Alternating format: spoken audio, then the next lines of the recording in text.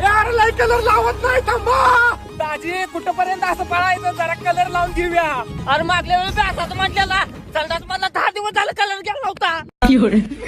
जरा पळव ह्याच्यात अडकवता यासनी. No, no, no, no.